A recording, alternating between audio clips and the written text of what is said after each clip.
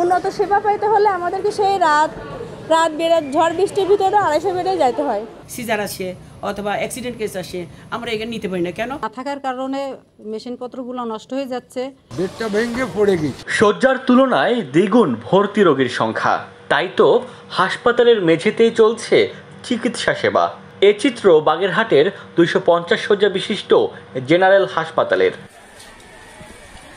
প্রতিদিন বহির্বিভাগে প্রায় 900 থেকে 1000 রোগী চিকিৎসা নেন, আর 250 শয্যার বিপরীতে 300 থেকে 350 জন রোগী ভর্তি থাকেন। এ তো গেল রোগীর চাপ। হাসপাতালের অভ্যন্তরে রয়েছে নানা সংকট, যেমন 56টি চিকিৎসকের পদ বরাদ্দ থাকলেও 28টি রয়েছে শূন্য।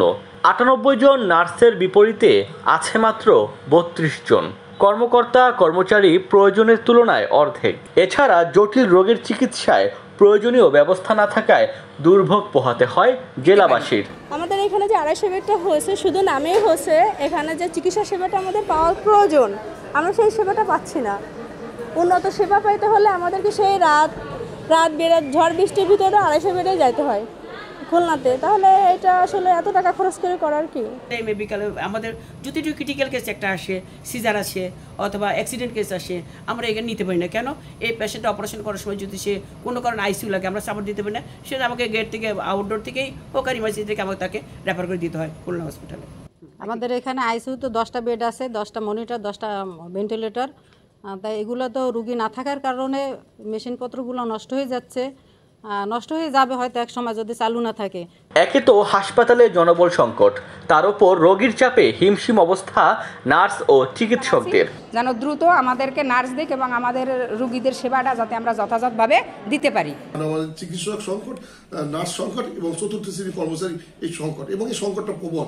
মানুষের আকাঙ্ক্ষা যে তার সমস্ত সেবা এখান থেকে পাবে, কিন্তু আমরা যেমন জনবলের সংকটে আছি তদ্রুপ আমার অর্থনৈতিক সংকটে আছি। যদি বাড়ানো হয়, জনবলকে যদি একটু বৃদ্ধি করা হয়, তাহলে আমরা যে কাঙ্ক্ষিত সেবা আমরা দিতে পারবো। গত বাজেটের চেয়ে আমি তার অর্ধেকও কিন্তু আমরা ওষুধ পাচ্ছি না। আইসিইউ আমাদের একটা আইসিইউ হয়েছে 2024-এ, আমরা 2023-এর শেষে এই আইসিইউটা উদ্বোধন হয়, কিন্তু 24 ডিসেম্বরে আমার ইআরপিপি একটা প্রজেক্টের মাধ্যমে ইআরপিপি প্রজেক্টটা বন্ধ হওয়ার কারণে আইসিইউটা আমাদের তালাবদ্ধ আছে। সরকারের কোটি কোটি টাকার সম্পদ অপচয় হচ্ছে। আমরা কিছু জনবল বৃদ্ধি হলে এই সেবাটা আবার আমরা দিতে চাই। গত বছরের 24 ডিসেম্বর থেকে 10 শয্যার আইসিইউটি তালাবদ্ধ রয়েছে। ডেস্ক রিপোর্ট, দৈনিক ডেস্টিনি।